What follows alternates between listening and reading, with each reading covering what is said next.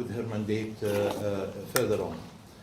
While I was here, I've met with almost 20 foreign ministers, focusing in particular with European foreign ministers, because, from our perspective, what's important is, participation in Item 7. And we are, determined, that Item 7 will stay on the agenda of the Council, and also to encourage all countries, in particular Europeans, to continue participating in Item 7 that deals with the conditions, the human rights conditions in the Palestinian occupied territories and the other Arab occupied territories. For us, that's very important. In the discussions, with my European counterpart and others from South Africa and other places, we discussed also the reaction by the international community regarding the release of, the deal of the century Trump plan. Of course, he calls it peace plan. Has nothing to do with peace. It's really surrender plan. It really eliminates completely the prospects of establishing a sovereign, independent, viable state of Palestine in the territories occupied in 1967 with East Jerusalem as capital. It relinquishes that completely. It destroys the aspirations, national aspirations of the Palestinian people. It attacks them completely. It deviates from adhering to international law and all parameters recognized by the international community. And it sides with Israel, focusing on the religious dimension rather than on the political dimension, and of course, invites for a religious conflict rather than resolving a political one. I reminded everybody, and I would like to remind you too, that we have almost unanimous reaction from the international community when it comes to their rejection of this plan.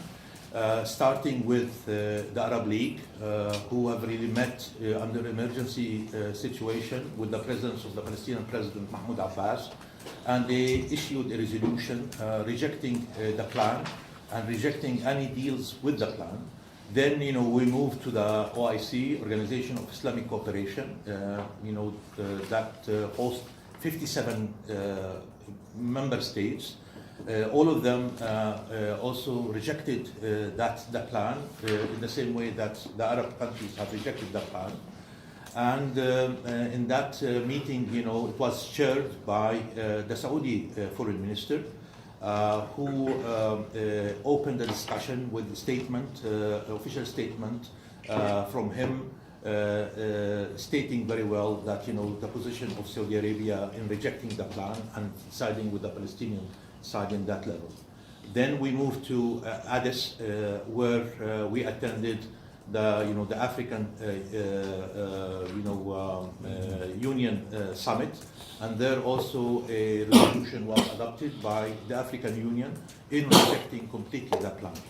If you listen to the statements that were issued by Joseph Borrell from the European Union on the 28th of January and later on the 4th of February, you could tell very clearly that the plan is not welcomed by the European Union, and the European Union does not see the plan as a starter for any possible resumption of negotiations between the Palestinians and the Israelis.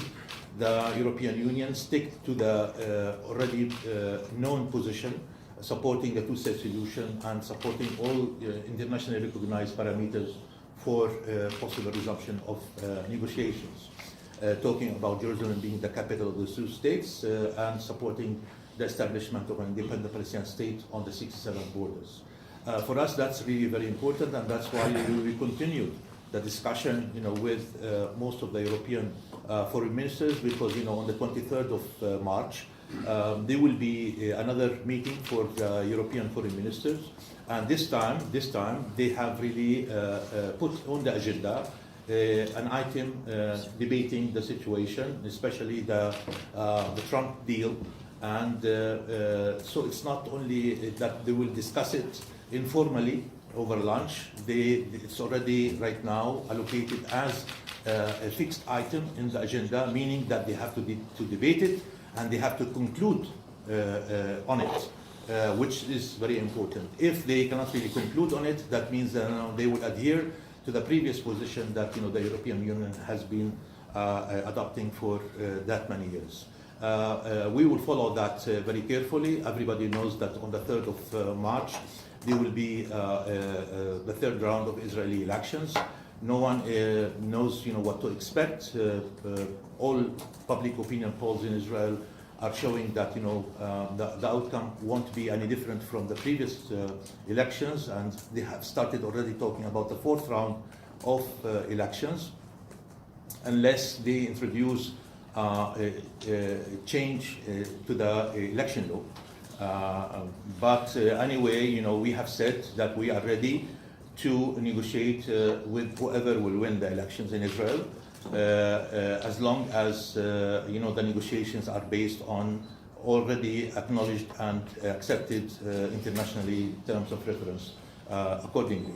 That's very important. The 17th of March, there will be the first public hearing against Netanyahu for the corruption cases against him, and it's very important for us to watch, for you also to follow. And then of course we will follow the 23rd of March, the meeting of EU foreign ministers, to see how they are going really to debate this matter, what kind of conclusions they will have. On the 4th of March also, there will be a meeting of the Arab foreign ministers, where we will debate all these matters. We will come immediately after the elections in Israel, so we will feel the shadows of the Israeli elections, in the discussion.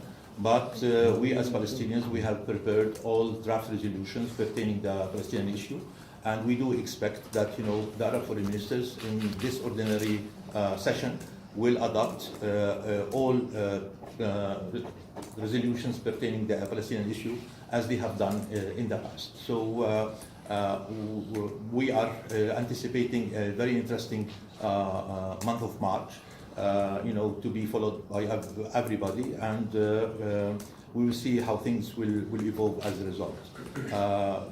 As a head of the Palestinian diplomacy, I will continue contacting with the European foreign ministers from now until the 23rd of March, in order really to see and really to try to help coordinate the type of discussion and outcome of their meeting that will take place on the 23rd. We are putting a lot of emphasis on that one, but of course not neglecting at all our responsibility to continue our discussion with the rest of regions around the world, and to see how things will evolve as a result of that.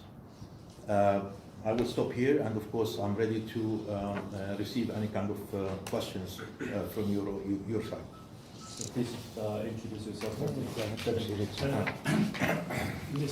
Minister Stéphane Bussa from the Temps newspaper, Swiss Daily. Two questions.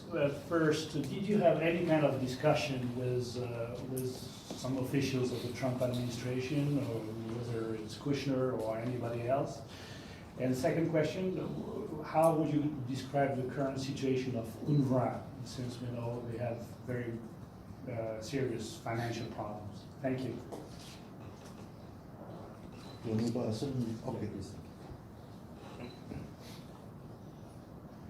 Okay. No, we don't have any contact with the U.S. administration.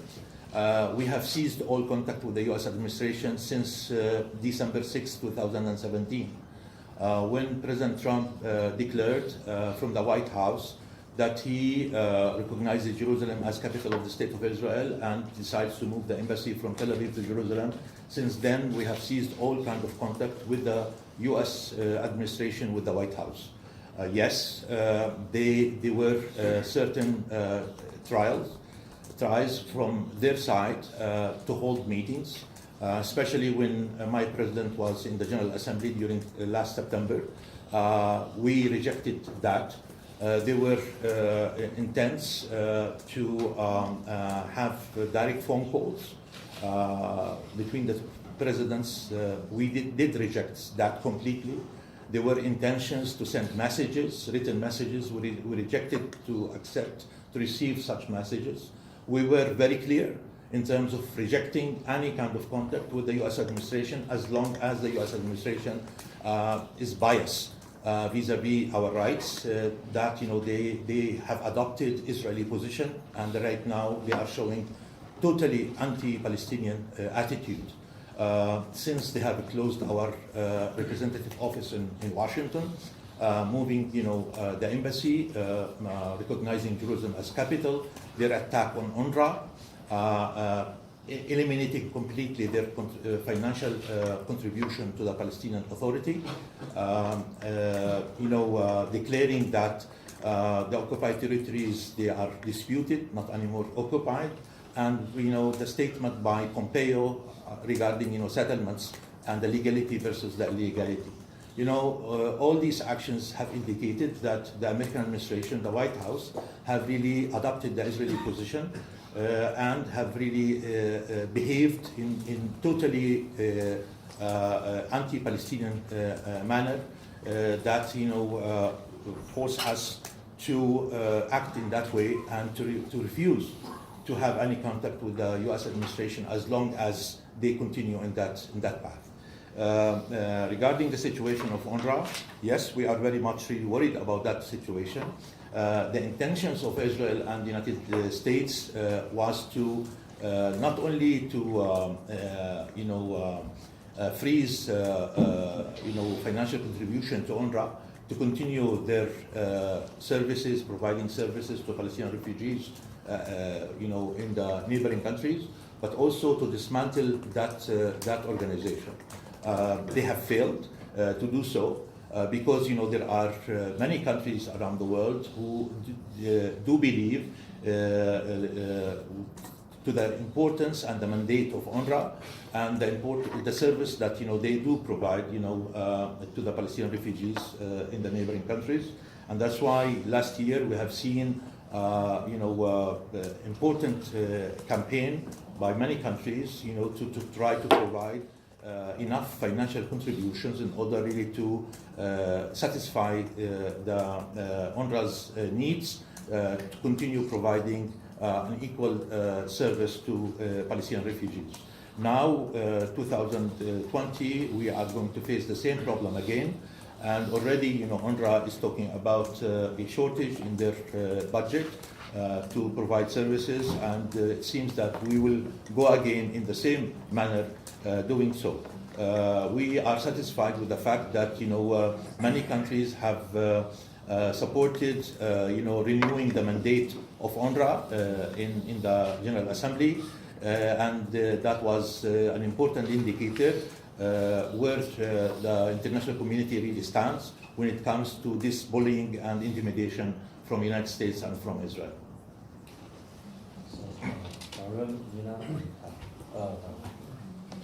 Bayram Altu Anadolu Agency Turkish News Agency, you did need to tell us that Saudi Arabia was reacting against this Trump's plan. Why did you need to tell us this, the reaction? Because did you feel some lack of support from Saudi Arabia especially, and United Arab Emirates and Egypt, as they are great ally of United States and Israel right now? Thank you. No, not at all. I was really stating facts, and I thought that you deserve to know these facts, because there were intentions for disinformation or even misinformation campaign, regarding the position of some of the Arab countries. They were intended to really to show that some of the Arab countries were in favor of that plan, when in fact that's not really the case. When we called for an emergency meeting of the Arab foreign ministers to discuss this plan, it's the first time ever it happened that all member states endorsed the request for an emergency meeting.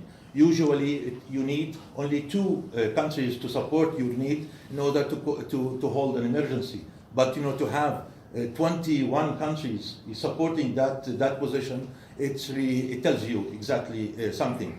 The fact that it was highly attended by the foreign ministers, the fact that they approved the draft resolution that we have really presented, the fact that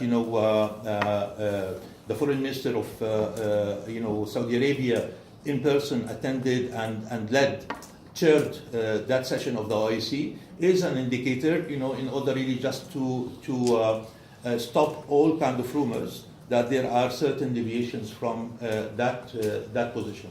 I wanted to say that all the Arabs stand behind the Palestinian position, supporting the Palestinian position regarding this, and Saudi King Salman has said it many times, but he did call President Mahmoud Abbas to repeat the same statement that he used to repeat all the time, that Saudi Arabia accepts what the Palestinians accept and rejects what the Palestinians reject. That's very important, when you hear this.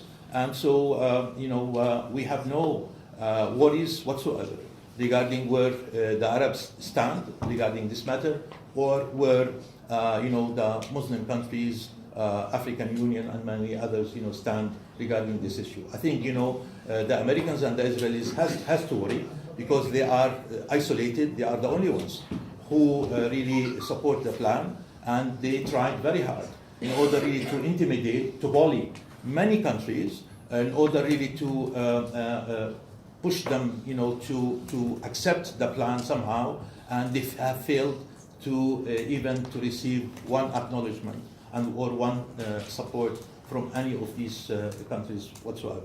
That's very important. I have just a small follow-up. And also, maybe I should really remind you that my president was recently in the Security Council, where there was a session chaired by Belgium to discuss the issue of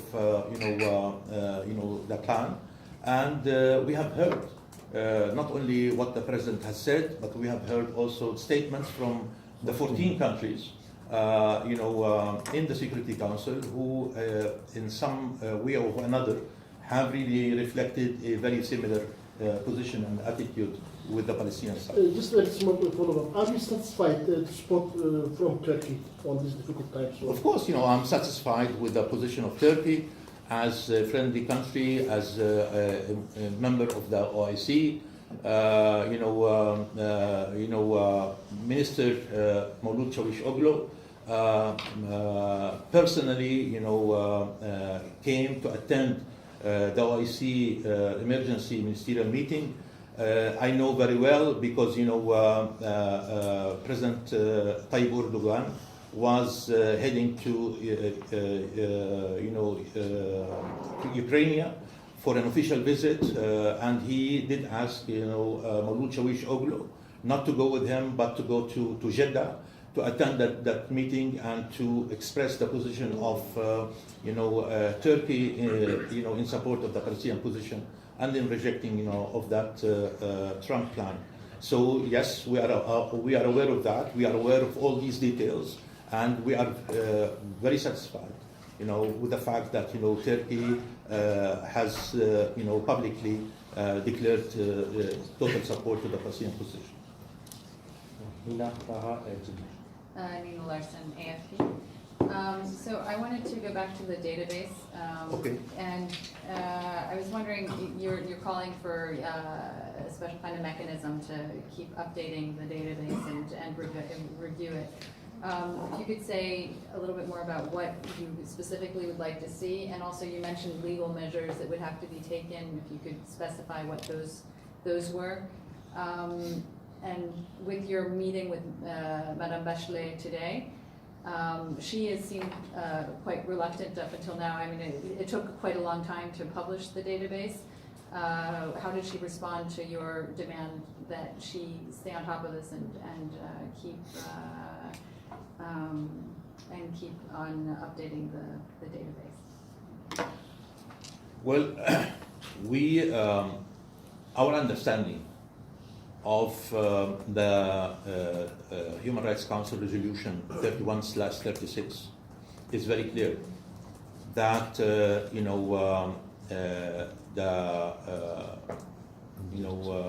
commissioner has a mandate to prepare for that database, and that mandate is not going to expire with the release of the first list. The mandate is continuous as long as there is reason for that mandate to continue. If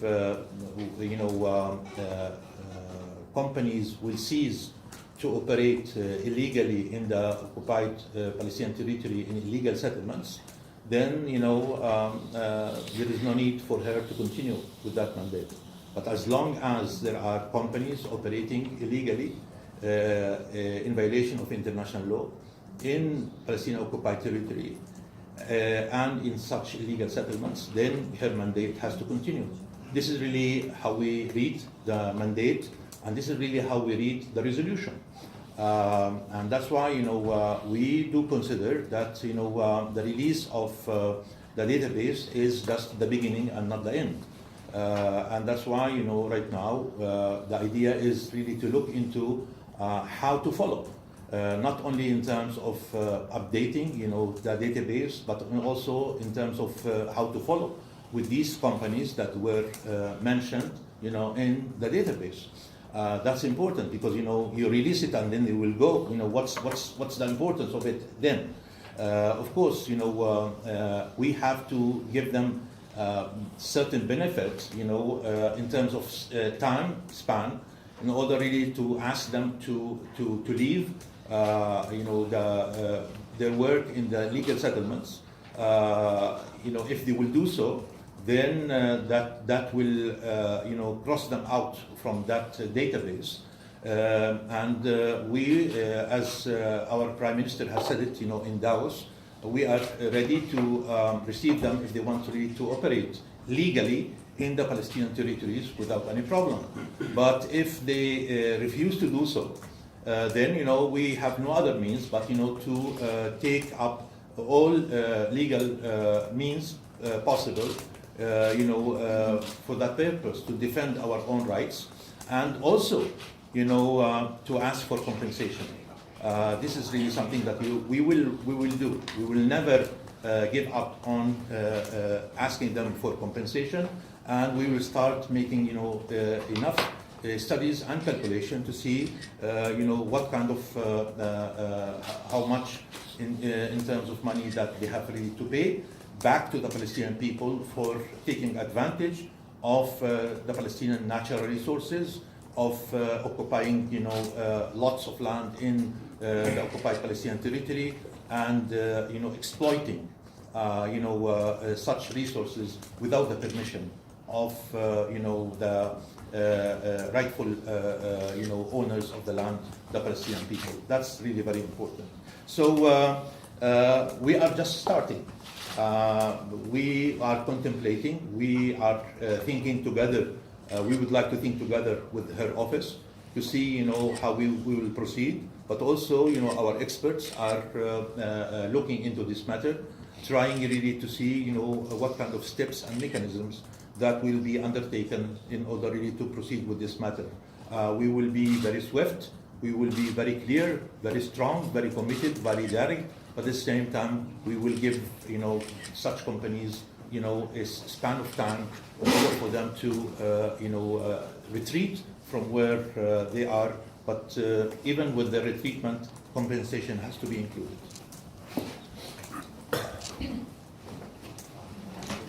Taha Yusuf, Legal TV. If you don't mind, I can ask you in Arabic. Okay.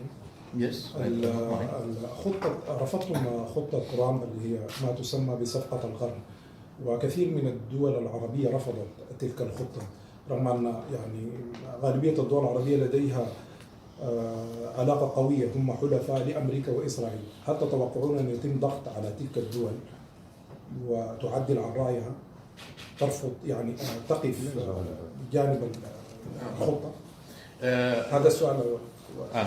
السؤال الثاني، كما تعلمون أن كثير من الدول العربية لديها علاقات تطبيع مع إسرائيل وحلفاء لإسرائيل وأمريكا، وعندما طبع السودان مع إسرائيل يعني قامت الدنيا ولم تقعد حتى الآن، خاصة من الإخوة الفلسطينيين. لماذا يعني أنهم رفضوا هذا الأمر للسودان وقبلوه لبعض الدول العربية؟ Answer us in Arabic and short in English. Okay. لا أتوقع أن هناك تغيير في مواقف الدول العربية. الدول العربية عبرت عن موقفها بكل وضوح في اجتماع الطارئ لوزراء الخارجية العرب، عندما تحدثوا كل منهم حول مواقف بلادهم، ومن ثم أقروا مسودة مشروع القرار الذي تم طرحه هناك وتم اعتماده من قبلهم. لحظة الاعتماد أصبح مشروع القرار ملزم لكل الدول العربية، وأصبح يمثل موقف الدول العربية جميعا والجامعة العربية. إن كان هناك ضغطا أمريكيا على الدول العربية، فذلك الضغط تم في تلك اللحظات الأولى التي كنا نتحدث فيها عن تحديد مواقف للدول العربية. وبعد أن تم تحديد مواقف الدول العربية لم يعد هناك من حاجة لأي ضغط إضافي، لأن الموقف قد صدر وقد تم الإعلان عنه بكل وضوح. إذن أنا لا أعتقد أن هناك أي ضغط إضافي قد يحصل، لأن الدول العربية قد عبرت بكل وضوح عن ذلك الموقف والتزمت به حيال البيان الذي صدر أو القرار الذي صدر، والذي سوف نعيد التأكيد عليه في الدورة العادية القادمة في 4 مارس القادم في جامعة الدول العربية، عندما نؤكد على ما تم الاعتماد في الاجتماع الطارئ، بالإضافة إلى المستجدات التي تمت. بخصوص التطبيع، نحن نقول أن على الدول العربية الالتزام بمبادرة السلام العربية. مبادرة السلام العربية تقول أنها على استعداد للدول العربية أن تطبع مع إسرائيل بعد أن تنهي إسرائيل احتلالها للأراضي الفلسطينية والعربية المحتلة. عند ذلك لن يكون هناك أي إشكالية لهذه العملية، ولكن لا يجوز أن يتم التعامل مع مبادرة السلام العربية بشكل عكسي.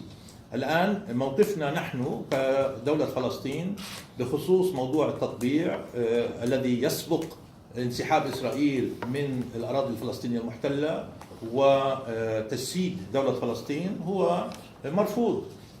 كان ذلك تطبيعا سريا أم كان ذلك تطبيعا علنيا؟ ونحن نقول ذلك بكل جرأة وشجاعة، لأننا لا نخاف أحد إلا الله، وهذا بالنسبة لنا قضية مهمة مركزية. قد تكون هناك بعض الاجتماعات التي يقوم بها نتنياهو أو بعض العناصر من دولته مع بعض العناصر في دول عربية أخرى، ولكن هذا يتم بشكل سري، نحن لا نعلم به إن تم أو إن لم يتم. لا يوجد هناك ما يثبت أنه تم، ولكن لقاء أوغندا تم، جميع علم به، ونتنياهو أعلنه، ورئيس مجلس السيادة السوداني أيضا أعلن عنه، وبالتالي هو اجتماع معلن يأتي ضمن نطاق مفهوم التطبيع المعلن، وبالتالي كان لابد من أن يكون لدينا موقف بخصوص هذا الموضوع.